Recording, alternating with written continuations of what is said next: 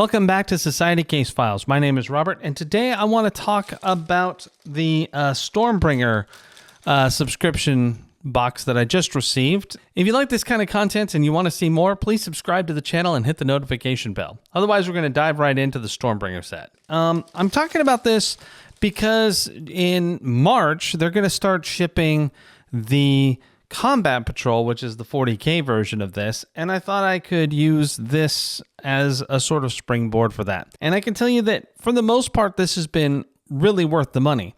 What's funny is that as I did the research to find out how much each of these is worth, this is probably one of the least valuable sets that I've received.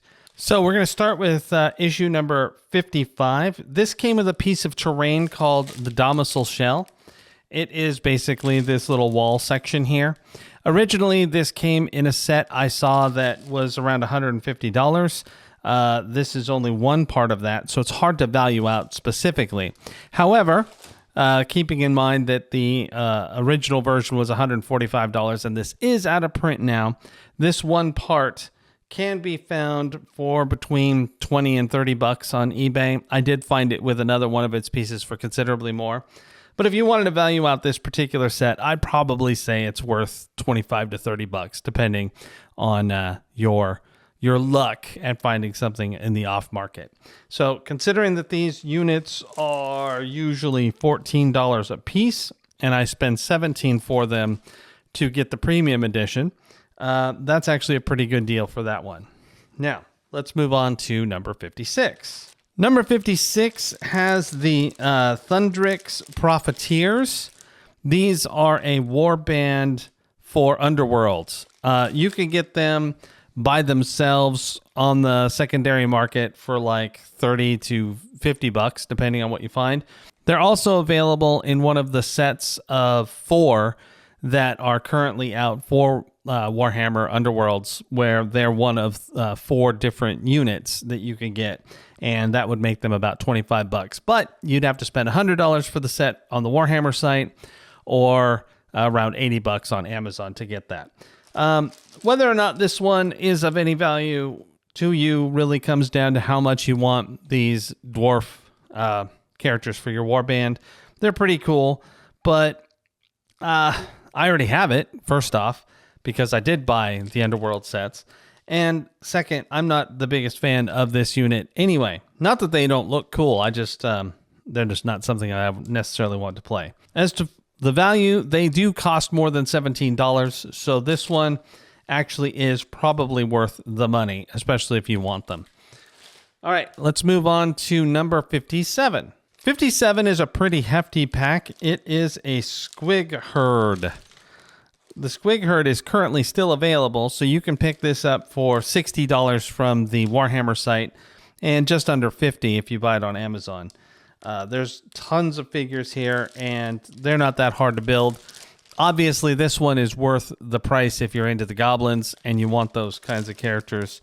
It vastly exceeds the cost of the magazine itself.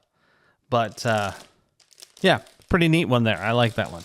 And now finally, number 58 came with a battle mat and 2 paints. It came with Teclis Blue and Slanesh Gray.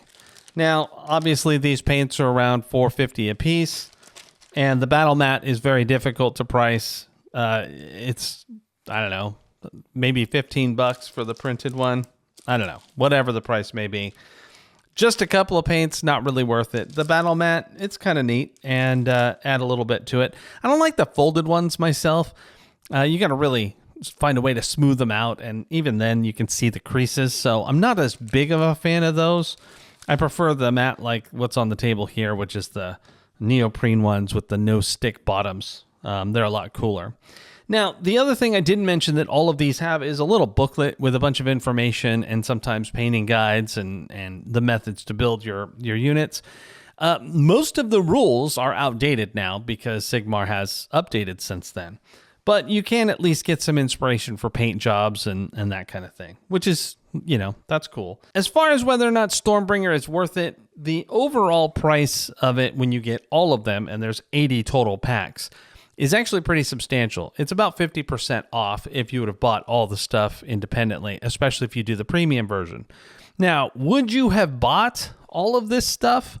Maybe not. I mean, like for example, I wouldn't have bought Thundrix Profiteers on their own, and I wouldn't necessarily have bought this much Goblin stuff that you get, but it does come with tons of Stormcast Eternals, and I would have bought those. So, I don't know. Again, it's kind of up to you. It's a fun set to get. You don't necessarily know what you're getting unless you look it up, so it's a little bit of a surprise, and I've enjoyed that. The combat patrols that are coming out for 40K are a lot different than this, in my opinion, just for the fact that they are kind of filling out the literal combat patrols that you can buy. So, for example, you're going to get the Space Marine Combat Patrol and you're going to get the Tyrannid Combat Patrol pretty fast. But I've also seen that there are some Koptas in there and a bunch of Orc stuff and some Imperial Guard tanks. So it'll have at least a nice variety to see what you like and what you might want to get into. As far as Stormbringer is concerned, some of the premium models are actually amazing. Krondis, this big dragon, he's $125, and he came with one of the $17 sets. And then there's this big Orc on a Beast dude that's pretty awesome too.